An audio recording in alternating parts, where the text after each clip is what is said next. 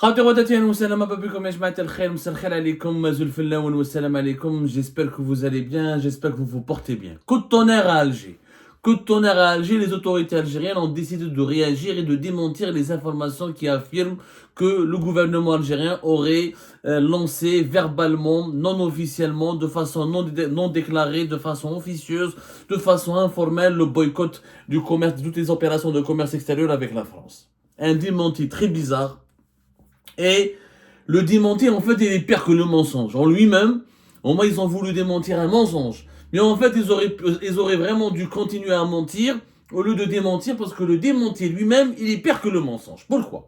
Qu'est-ce qui s'est passé? Alors, aujourd'hui, contre toute attente, l'APS, l'agence de presse gouvernementale de l'État algérien, qui est financée par l'argent public, mais comme elle n'est pas contrôlable, personne ne la contrôle, et qui nous a habitués aux bizarreries, aux bêtises, aux fake news, au mauvais fonctionnement, aux insultes, aux calomnies, aux opérations de propagande. Elle est tout sauf une agence de presse.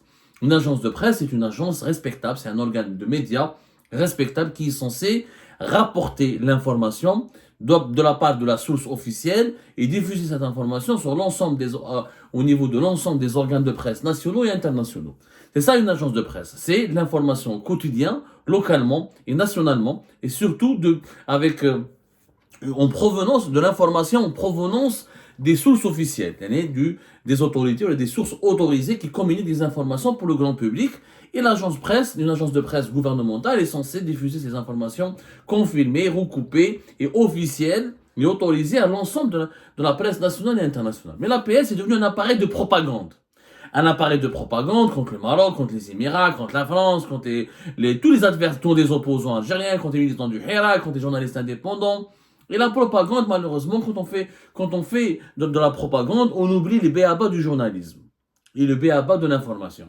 Aujourd'hui, le 7 novembre 2024, l'APS nous cite comme quoi il y a la cellule de communication auprès du Premier ministère, qui apporte un démenti catégorique à ces informations erronées et totalement infondées concernant des allégations mensongères colportées par l'ancien ambassadeur de France à Alger dans son délire haineux et coutumier à l'égard de l'Algérie au sujet de prétendues mesures restrictives au commerce. Si la dépêche n'a jamais une agence de presse à travers le monde entier n'écrit comme ça. Il y a une agence de presse. Comme je suis un journaliste, parce que les Algériens et les Algériens, comment ça marche là, le travail, le secteur de l'information, le journalisme. Dans les journaux, dans les médias, que ce soit les médias électroniques ou les médias classiques ou audiovisuels, on peut faire du commentaire, on peut utiliser les adjectifs, on peut faire des éditos, mais une agence de presse ne fait pas de commentaires. Une agence de presse, l'AFP, les Reuters, AP, toutes les agences de presse internationales ne font pas de commentaires. Les vraies agences de presse, pas les appareils de propagande. Parce que dans les régimes totalitaires, dans les pays démocratiques, les pays développés avancés, les agences de presse se contentent uniquement de donner l'information. Elles peuvent faire des reportages de temps en temps, mais jamais des éditos, des analyses, des reportages et donner des dépêches, l'information brute. Voilà la source, voilà ce qui a été dit, quand est-ce que ça a été dit, par qui ça a été dit. Mais jamais vous trouverez une agence de presse qui dit allégations mensongères, colportées, haineux. C'est pas une agence de presse, ça.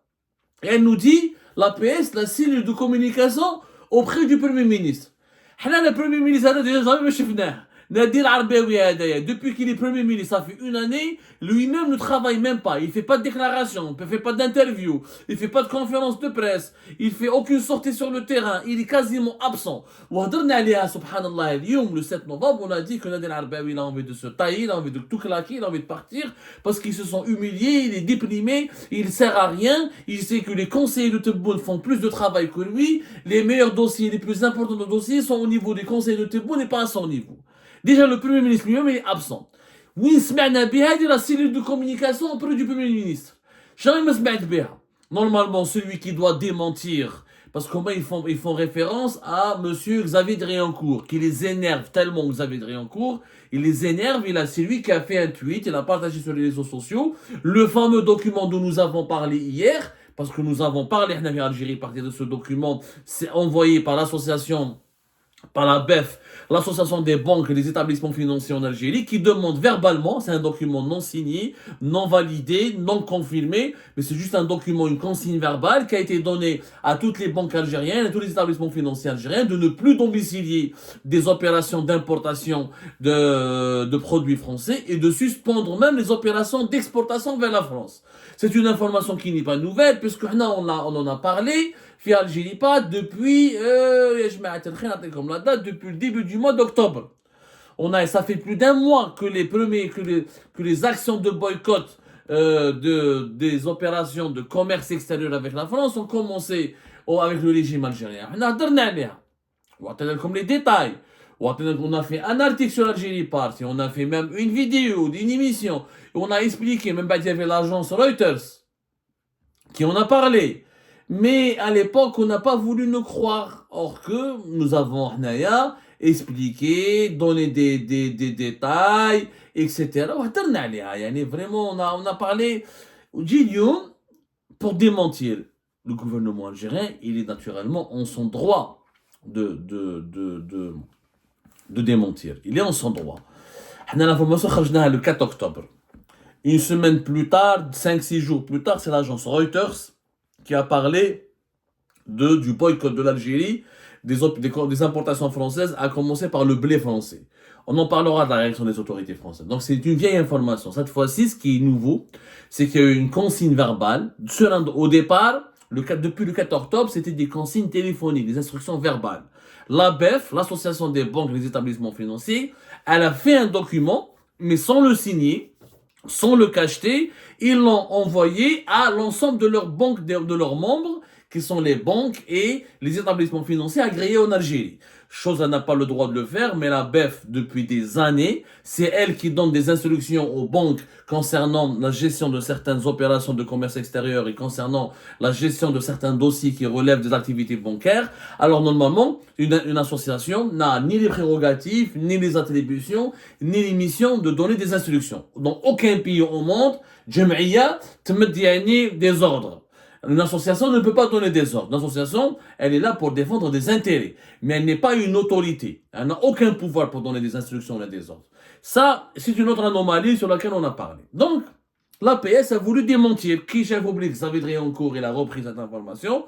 Moraha, Le Figaro, il a fait un article. Ensuite, Europe 1. Tous les médias français commencent à parler de ce boycott de l'Algérie décidé contre la France, de ces sanctions très sévères économiques et hostiles décidées par l'Algérie avec la France. Plusieurs médias, La Voix du Nord par exemple, l'un des derniers médias français qui ont parlé de cette histoire, La Voix du Nord, qui dit dans un article, l'Algérie sur le point de rompre ses relations commerciales avec la France.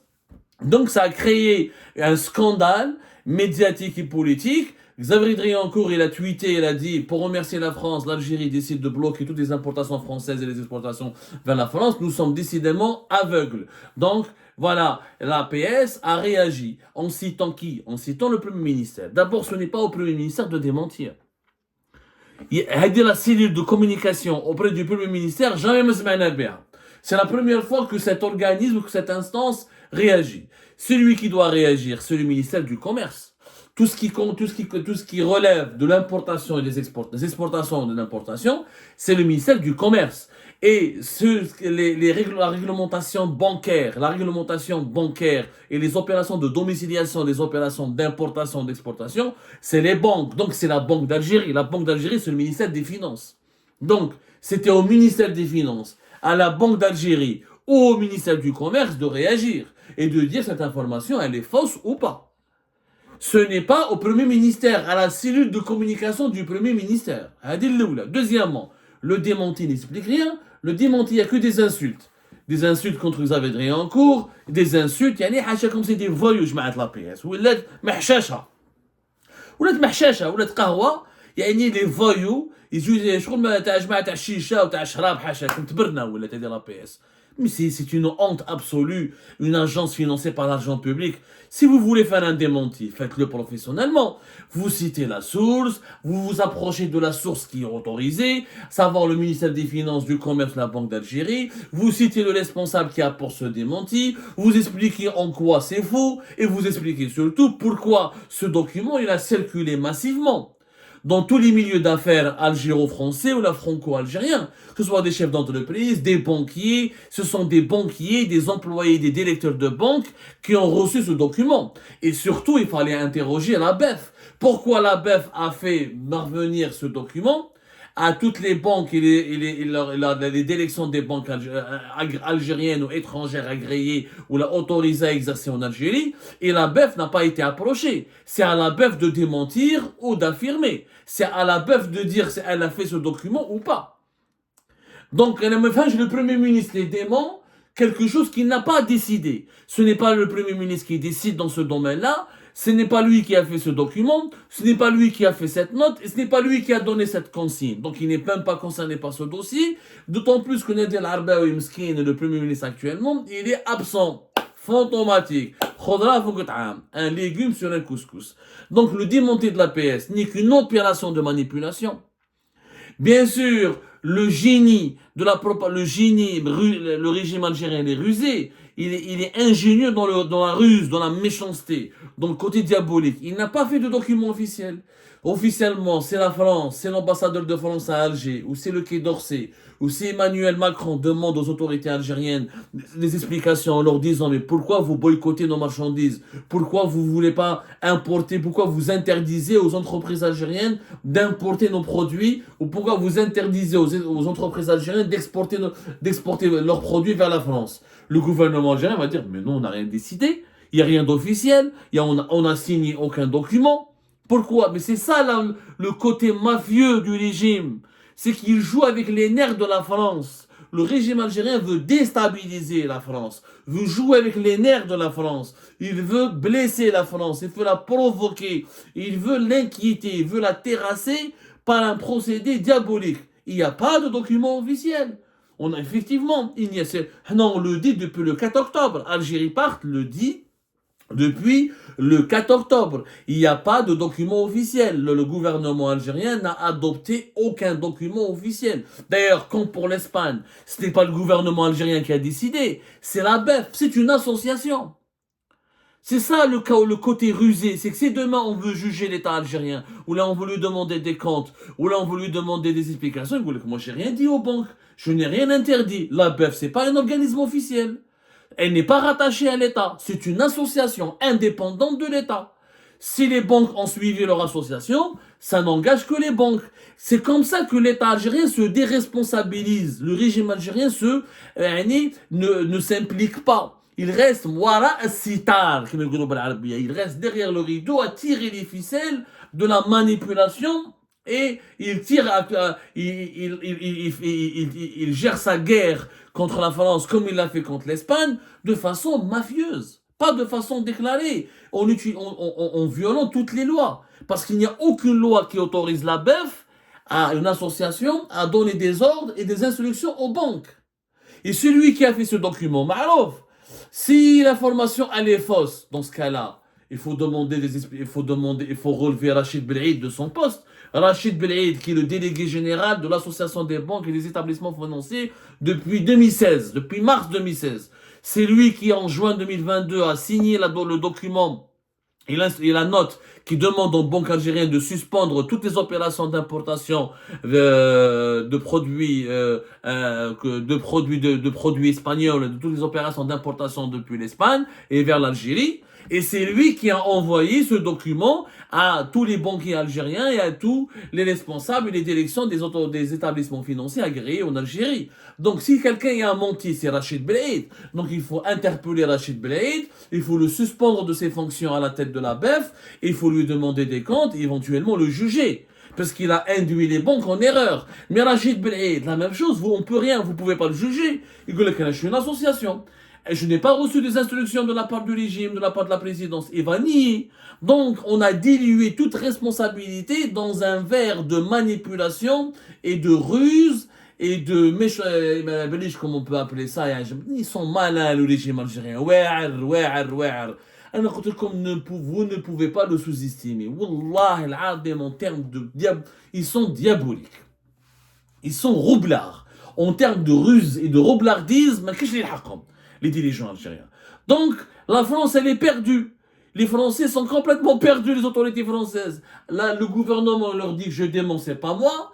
Les banques, ils disent que c'est une association, la BEF dit que c'est une association, elle n'est pas reliée à l'État, et réellement, le boycott des produits français, il a commencé depuis début octobre. La preuve, l'affaire du blé. L'affaire du blé, t'as l'appel d'offres qui a été lancé début octobre par l'OIC, l'Office algérien interprofessionnel des céréales, qui a lancé un appel d'offres de 500 000 tonnes de blé. En début octobre, il a exclu le blé français. Contre Reuters, ça a apporté l'information. Après, Algérie parle en disant que le blé français est boycotté, est écarté par l'Algérie. La preuve, le blé, l'OAIC va importer 500 000 tonnes, mais il n'a pas inclus, il n'a pas demandé aux traders ou là, sur les marchés des céréales, il n'a pas inclus les entreprises et les fournisseurs français. Ils ont fait un démenti l'OIC. Nous n'avons pas démenti nous n'avons exclu personne, nous n'avons pas exclu les fournisseurs français, nous avons juste adopté des nouvelles spécificités techniques qui font en sorte que le blé français n'est pas concerné par ces nouveaux achats. Donc on est toujours dans l'hypocrisie, on est toujours dans la manipulation. On veut pas, le régime algérien fait la guerre à la France, mais il fait une guerre larvée, une guerre clandestine, une guerre informelle, et pas une guerre directe, et pas une guerre assumée. Tout est caché, tout est occulte, tout est souterrain. Pourquoi? Parce qu'on veut déstabiliser la France, et le régime algérien ne veut pas laisser des traces. Donc effectivement, l'OIC n'a pas exclu les entreprises françaises officiellement. Et Goulek, non, le cahier de charge ne permet pas aux fournisseurs français de candidater à ce marché. Mais c'est un boycott déguisé. C'est ça la réalité. Donc, il faut arrêter. Moi, je dis au régime Tebboune, kun comme rjal, et à assumer. Bien que vous voulez affronter la France, affrontez-la directement. Dites ouvertement, on veut sanctionner la France, comme vous l'avez fait avec l'Espagne. Avec l'Espagne, dès qu'elle a soutenu le Maroc, dès qu'elle a reconnu la marocanité du Sahara, dès qu'elle a reconnu la souveraineté marocaine sur le Sahara occidental, le boycott, l'affrontement était direct et brutal avec l'Espagne. Pourquoi le régime Tebboune n'ose pas affronter la France directement? Parce que Emmanuel Macron et la France, ils ont beaucoup aidé Tebboune pour son deuxième mandat. C'est le problème. Macron, il a fermé sa gueule sur la situation des droits de l'homme en Algérie. Il a fermé sa gueule sur les critiques et concernant les détenus d'opinion. Macron et l'Élysée, la France a fait des efforts pour protéger le régime algérien au niveau du Parlement européen, pour qu'il n'y ait pas de sanctions européennes contre l'Algérie à l'époque de 2022 et 2023 contre l'Algérie qui voulait continuer à acheter des armes russes. Emmanuel Macron, il a fait des efforts pour rétablir une bonne relation d'amitié avec Tebboune. Et comme la France a fait des choses pour le régime algérien, et elle détient des choses, elle détient des secrets. C'est que les Français, c'est pas les Espagnols. Les Français ont des dossiers sur les dirigeants algériens. Ils ont des dossiers sur leurs biens en France, sur leurs relations avec la France. Ils ont peur que la France aussi riposte en réduisant les visas, en éliminant les visas, en supprimant le droit d'avoir des visas pour les dirigeants algériens et leurs familles. Donc, ils ne peuvent pas affronter la France directement parce que la France peut riposter et elle détient. Et si les services français, par exemple, les lobbies français commencent à sortir toutes les infos qu'ils ont sur les dirigeants algériens dans les médias français, ça va faire mal au régime Tebboune. Donc Tebboune, il essaye d'inquiéter, de terrasser la France, de la déstabiliser, sans l'assumer, sans lancer pour autant une guerre ouverte. Il va dire, ah non, c'est pas moi, c'est des lobbies, c'est des banques, c'est des associations des banques, c'est un pouvoir occulte, c'est pas moi. Marouf à la stratégie, les Français, quoi? Les Français connaissent cette stratégie. Je me rappelle de l'ancien ambassadeur de France, François Gouillet, quand il avait un problème, à chaque fois qu'il avait l'Algérie, le régime Tebboune, il prenait une mesure anti-française, un conseiller à Tebboune, il partait voir François Gouillet pour lui dire, ah, c'est pas nous, hein. Ah, c'est pas Tebboune, c'est l'armée, c'est Chengriha qui l'a obligé, alors que Chengriha n'a rien fait. C'est très connu, cette technique, et les Français la connaissent. Donc, moi, je ne comprends pas le jeu du régime algérien. Ils sont pas capables d'assumer. C'est ça, Fiourt Bouteflika, il a affronté les Français. Il dit, je vous emmerde, je vous emmerde. Les relations étaient mauvaises, ils se parlaient plus avec Bouteflika ne parlait plus avec les présidents français pendant plusieurs semaines. Ensuite, il y avait des intermédiaires qui intervenaient pour réconcilier les deux parties. Tebboune Dreri, c'est dans une gestion épidermique, dans une gestion d'adolescents. Des affaires, des intérêts suprêmes de l'État. Vous voulez le démonter de la PS, il est pire que le mensonge lui-même. Vous avez donné des instructions, et ce depuis le début du mois d'octobre, pour faire du chantage à la France en torpillant les intérêts économiques français. Vous espériez, les dirigeants de régime Tebboune espéraient faire plier la France et lui faire peur. Pas faire plier, parce qu'ils savent très bien qu'ils ne vont pas faire plier. Au moins, ils espèrent que la France va reculer. Ils ont utilisé l'arme de l'immigration. La France, l'Algérie le délivre pratiquement plus de laissez-passer consulaires pour expulser des migrants algériens. Il y a au moins 13 000 migrants algériens que la France, en situation irrégulière, ou là, qui ont fait l'objet d'une condamnation, ou là, qui font l'objet d'une obligation d'éloignement du territoire français, si ce n'est pas plus. Leur nombre, ça c'est 13 à 15 000, c'est juste une estimation qui n'est pas précise. Ils utilisent l'arme migratoire, ils utilisent l'arme de la coopération sécuritaire pour les dossiers du Sahel, la lutte contre le terrorisme, et là ils utilisent l'arme économique, mais sans l'assumer. Sans l'assumer, en restant cachés. C'est une guerre larvée. Mais ce n'est pas à l'honneur, c'est déshonorant pour la part d'un État comme l'Algérie, c'est déshonorant pour pour un président comme Tebboune, et c'est vraiment un manque de courage de ne pas assumer directement ses décisions. Tu veux affronter la France, affronte-la directement. Tu lui dis merde, tu lui dis voilà, vous avez choisi le camp du Maroc, assumez, je ne veux pas faire des affaires avec vous. Mais tu le dis, mais si un jour tu donnes une consigne verbale, demain tu apportes un démenti, le démenti provient d'une instance qui n'est même pas au courant de cette situation et des mesures anti-françaises, et tu joues sur les nerfs, tu joues entre les lignes, tu surfes entre le légal et l'illégal. C'est pas comme ça qu'on gère un État. Je le dis, c'est pas comme ça qu'on gère. Nous avons une bande d'amateurs, une clique d'amateurs et d'inconscients à la tête de l'État algérien. Moi, je lui dis ça parce que j'ai mal pour mon pays. La France, elle peut se défendre, elle a ses intérêts quand elle commettra des missions. On a boycotté l'Espagne pendant 2 ans. Les Espagnols sont partis au Maroc faire des affaires. On fait aucun mal. On a fait croire aux Algériennes et aux Algériens qu'on a infligé des pertes de plus de 1 milliard d'euros à l'Espagne, alors que l'Espagne a gagné 2 fois plus ce qu'elle a perdu avec l'Algérie, elle a gagné 2 fois plus avec le Maroc. Et les Français, la même chose. Et la France ne dépend pas de l'Algérie pour faire du business. Certes, c'est un marché important pour les entreprises françaises, mais c'est que 4 milliards d'euros d'exportation. La France exporte des centaines de milliards de dollars par an. Je vous les chiffres. Les exportations françaises en 2023. La France en a exporté à travers le monde. C'est des dizaines de milliards d'euros. C'est des dizaines de milliards d'euros d'exportation. Donc, c'est pas les 4 milliards et demi d'euros que la France exporte vers l'Algérie qui vont vraiment... voilà, c'est 607 milliards d'euros que la France exporte à travers le monde. Ce n'est pas les 4 milliards que l'Algérie exporte, que l'Algérie... Ce n'est pas les 4 ou les 5 milliards que la France exporte vers l'Algérie qui vont vraiment la déranger, vont la ruiner, ou la manabéliche. Soyons sérieux. Là, on parle de la France 7e ou la puissance parmi les 7 pays les plus riches parmi les 7 et les 10 pays les plus riches et les plus puissants du monde. Soyons sérieux, soyons sérieux. Des dirigeants sont inconscients. L'arme du boycott n'a strictement aucun sens. Aucun sens. Elle n'apportera rien, mais à part plus d'inflation, plus de chômage, plus de dérégulation, plus de problèmes pour les consommateurs algériens. C'est aussi simple. On a un problème politique avec la France, on le règle par le biais de la diplomatie, par le biais de la politique. Il y a d'autres leviers qu'on peut utiliser. On peut geler des investissements français. Oui, on peut bloquer les attributions de certains marchés publics aux entreprises françaises. Mais les entreprises françaises ne prennent pas beaucoup de marchés publics. Il n'y a pratiquement plus aucun investissement français important en Algérie. Mais bloquer les exportations, les importations, c'est de l'inconscience, c'est inefficace. Ça fera plus de mal à l'Algérie qu'à la France. D'autant plus qu'on ne veut même pas assumer ce choix. À la lâcheté, la couardise, plus l'incompétence et le manque d'efficacité, c'est terrible. Tous les défauts du régime algérien sont résumés dans ce bras de fer totalement inconscient et affolant que le régime algérien veut établir avec la France.